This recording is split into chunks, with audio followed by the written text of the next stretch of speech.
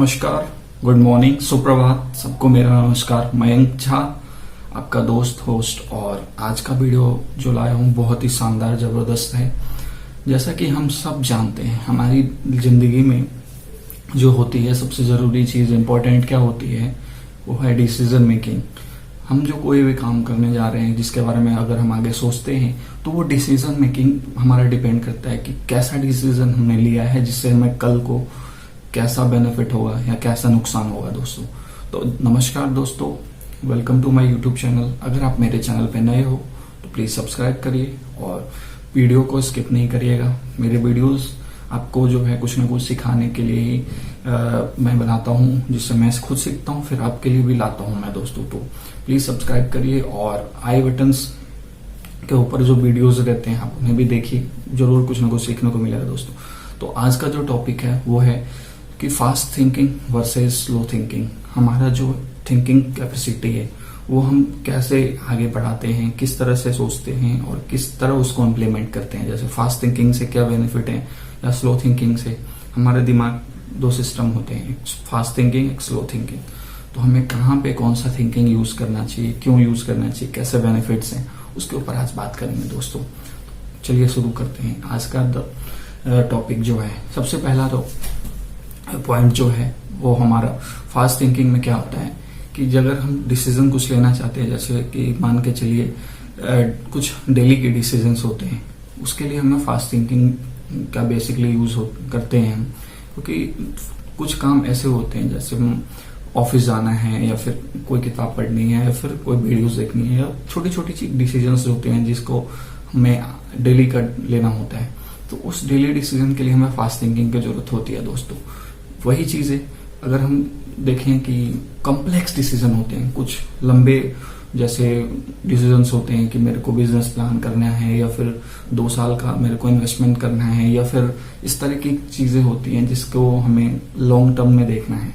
घर खरीदना है या कोई काम, किसी को पैसे देना, इस तरह की चीजें कॉम्प्लेक्स डिसीजंस होते हैं। उसके लिए हमें स्लो थिंकिंग की जरूरत होती है दोस्तों। तो क्योंकि स्लो थिंकिंग से हम उस पर विचार करते हैं, टाइम ले करके उसके ऊपर में जितनी भी होती है हम सोचते हैं। तो दोस्तों उससे हमें अच्छी डिसीजंस लेने के लिए हमें माइंडसेट जो है वो हेल्प करती है दोस्तों। वहां पे हम फास्ट थिंकिंग का यूज करके अपने आप को जो है धोखा दे सकते हैं, या फिर कल को हमें ही प्रॉब्लम्स क्रिएट होती है दोस्तों। तो ये चीज याद रखिएगा दोस्तों। अब आगे आते हैं दोस्तों, पॉइंट नंबर 2। फास्ट थिंकिंग जब हम लेते हैं डिसीजन, तो वहां पे हम कॉन्शियस माइंड का इस्तेमाल नहीं करते हैं। सबकॉन्शियस अनकॉन्शियस हो जाती है हमारे दिमाग उस टाइम में, क्योंकि हम तुरंत क्विकली डिसीजंस लेने होते हैं हमें। तो उस टाइम में हमें अनकॉन्शियस हमारा माइंड होता है, हम सोचते कम है, तुरंत डिसीजन लेते हैं। तो अनकॉन्शियस होता है, इसीलिए ध्यान से उस डिसीजंस को ले जिससे आपको कल को नुकसान ना हो। तो अनकॉन्शियस होता है। वहीं कॉन्शियस माइंड कब होता है, जब हम स्लो थिंकिंग लेते हैं, कॉम्प्लेक्स डिसीजंस लेते रहते हैं। तो हमारे दिमाग उस टाइम में कॉन्शियस रहता है, पूरा सोच के हम डिसीजन लेते हैं, पूरा एकांत में विचार करने के बाद, टाइम लेने के बाद। जैसे किसी से हम मिलते हो तो कोई ऐसा कॉम्प्लेक्स डिसीजन लग रहा है या लॉन्ग टर्म डिसीजन लग रहा है, तो आप उनको बोलिए कि अभी तुरंत मैं डिसीजंस में नहीं दे पाऊंगा, मेरे को टाइम लगेगा उसको बताने में, तो कृपया करके मुझे टाइम दीजिए, 1-2 दिन, 1 हफ्ते का टाइम दीजिए। मैं आपको डेफिनेटली इसका जो भी आंसर होगा मैं आपको दूंगा दोस्तों। तो इससे उनका भी अच्छा लगेगा, उनको भी अच्छा लगेगा कि हाँ ये बंदा सोच के बताएगा तो कुछ अच्छा ही बताएगा। तो उनको भी लगेगा कि सीरियस है उसके प्रति ये। अब आते हैं पॉइंट नंबर 3, ऑटोमेटिक। जब फास्ट थिंकिंग में हम रहते तो ऑटोमेटिकली हमारे मुंह से निकल जाता है, जैसे मूवी देखने चलना है, हाँ चलो चलते हैं। जैसे जॉब पे चलना है, तुरंत चलते हैं। मतलब क्रिकेट खेलने चलना, चलते हैं ना, पढ़ाई करने के लिए चलते हैं। तो ऑटोमेटिकली तुरंत अपने आप जो है वो हम उसके लिए एफर्ट लगाना नहीं पड़ता हमें। वही अपोजिट क्या होता है, जो हम long term thinking complex decisions लेते हैं, उसमें हमें एफर्ट लगाना पड़ता है, सोचना पड़ता है, थिंकिंग कैपेसिटी बढ़ानी पड़ती है हमको। उससे हमें ही बेनिफिट होती है। जितना ज्यादा एफर्ट लगाएंगे उतना ज्यादा हमारा दिमाग काम करेगा। क्योंकि कहते हैं कि जैसे जो सफल लोग होते हैं वो वही काम को करते हैं जो असफल लोग करने से कतराते हैं, डरते हैं। क्यों? उनके अंदर में वो नहीं होता है, उनको डर नहीं लगता, डर लगता है, मगर उनकी जो थिंकिंग कैपेसिटी होती है उसके आगे वो डर छोटा पड़ जाता है। इसी की वजह से वो उस चीज को कर पाते हैं दोस्तों। तो ये चीजें बहुत ज्यादा मायने रखती है दोस्त। अब आते हैं पॉइंट नंबर 5 पे कि एरर प्रोन होता है। जैसे गलतियां हो जाती हैं हमें जब हम डिसीजंस फास्ट थिंकिंग में लेते हैं, तो कुछ गलती जरूर मिस्टेक्स होते हैं। इसीलिए क्योंकि हम फास्ट थिंकिंग लेते हैं, अनकॉन्शियस माइंड से काम करते हैं, तो उस जगह हमें गलतियां भुगतनी पड़ती है। तो उसके अपोजिट में अगर हम स्लो थिंकिंग में देखते हैं, तो हम रिलायबली उस पर फोकस होते हैं, उसमें आराम से डिसीजन लेते हैं, गलती होने की चांसेस बहुत कम होती है दोस्तों। तो ये एफर्ट आपका हमारा ही होता है दोस्त। अब आते हैं, इसमें एक मॉडल है GOSPA थिंकिंग मॉडल। दोस्त बहुत ध्यान से इसको समझिएगा, बहुत ही ज्यादा एफर्ट लगाने की जरूरत नहीं है इसको समझने के लिए। तो पहला जैसे जी फॉर गोल, हमारा क्या गोल है, गोल क्या ओरिएंटेड है, क्या हमने उसके ऊपर काम किया, क्या गोल स्ट्रेटजी बनाया, क्या मैप बनाया हमने उसको, तो एक गोल होना चाहिए। देन पॉइंट नंबर 2 ऑब्जेक्टिव, क्या उद्देश्य है उस गोल को बनाने का, क्या बेनिफिट है उसको करने से, उद्देश्य क्या हो सकती है, कैसे हम उसके ऊपर काम कर सकते हैं, जो ऑब्जेक्टिव्स हैं क्या क्या हो सकते हैं, तो उसके ऊपर देखिए। Then point S for strategy, क्या क्या रणनीतियां आपने अपनाई है उस गोल को अचीव करने के लिए, क्या रणनीतियां, कैसे काम करोगे उसके ऊपर, कैसे बेनिफिट होगी आपको, तो उस रणनीति को देखो, आप ट्रैक करो। अब आते पॉइंट नंबर 4 मतलब पी फॉर प्रायोरिटी, उसमें क्या क्या प्राथमिकताएं आपने दे रखी है, उसमें क्या प्रायोरिटी है आपका, उसमें क्या अचीव करने के लिए, गोल कैसे अचीव करो, उसमें क्या प्रायोरिटी आपने खुद का दे रखा है, तो प्रायोरिटी आप उसको मेंशन करो, इसको लिखो आप, उसमें आपको बेनिफिट होगा। उसके बाद आप आते हैं एक्शन पे, सबसे मोस्ट इंपोर्टेंट पार्ट। जब सारी चीजें कर ले उसके बाद आपने एक्शन कैसे किया, किस तरह के एक्शंस करिए आपने, क्या क्या आपने एफर्ट लगाई है, तो उस एक्शंस को मेंशन करो दोस्तों। तो ये GOSPA जो थिंकिंग मॉडल है, बहुत ही यूजफुल मॉडल है दोस्त।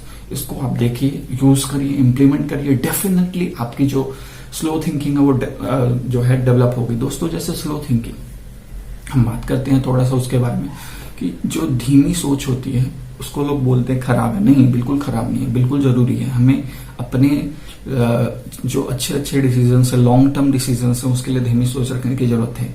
आपको एकांत की मतलब बैठ जाओ कहीं पे, आधा घंटा 1 घंटा मेडिटेशन करो, सोचो उसके ऊपर। स्टार्टिंग में प्रॉब्लम्स होती है दोस्त, कि जैसे आप 10 मिनट 20 मिनट तो आपको दिमाग को शांत करने में ही लग जाएगा, जो हलचल मची रहती है।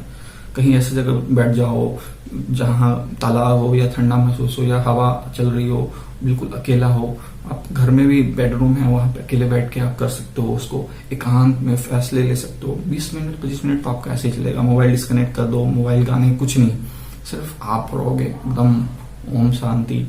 जो भी आपको लगे वो एफर्ट लगाओ आप, उसमें आपको बेनिफिट है। माइंड जितना ज्यादा कम शांत रहेगा, क्योंकि बहुत सारे रिजल्ट्स मिलते हैं, आप देखते होगे बड़े बड़े लोग जो लॉन्ग टर्म डिसीजंस लेते हैं, तो अकेले उसको टाइम लेते हैं, उस पर थिंकिंग करते हैं, जितना ज्यादा सोचते हैं उसके अलावा उसका रिजल्ट उतना अच्छा होता है, क्योंकि हम माइंड को उस हिसाब से सोचते हैं। क्योंकि हमारा दिमाग हर मिनट 10,000 से ज्यादा चीजें वर्ड सोचते हैं, तो सोचिए जितना ज्यादा पावर थिंकिंग स्पीड है हमारे माइंड की, तो हम उस हिसाब से अपने आप को देखेंगे, उसके ऊपर में बेनिफिट हमारा ही है दोस्त।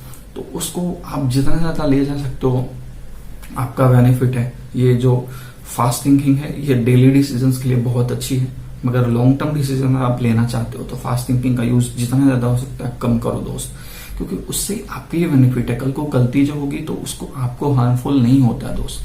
तो जितना ज्यादा आप लो थिंकिंग स्लो थिंकिंग रखोगे और मतलब कछुए वाली सोच रखोगे, कि कछुआ क्या करता है, सोच मतलब एकदम ऑब्जेक्टिव पे करता है। सोचना बहुत ज्यादा जरूरी है, मगर हाँ डिसीजन पे डिपेंड करता है, क्या डिसीजन है, कैसा डिसीजन आप ले रहे हो दोस्त। जैसे कि बताया जाता है कि आप कोई काम करते हो, अगर जल्दीबाजी में करते हो तो कुछ ना कुछ गलतियां डेफिनेटली हो जाती है, क्योंकि हम उसको एफर्ट के साथ नहीं करते हैं, एकदम फास्टली करते हैं और उससे हमारा ही बेनिफिट नहीं हो पाता है, तो हम उस काम को रिपीट दोबारा करना पड़ता है। तो लॉन्ग टर्म काम देखो, आप उसके ऊपर देखो कैसे हो सकते हैं, क्या एफर्ट लगाने की जरूरत है आपको, क्या चीजें कॉन्शियसली सोचने की जरूरत है आपको, कैसे आप उसके ऊपर काम कर सकते हो दोस्त।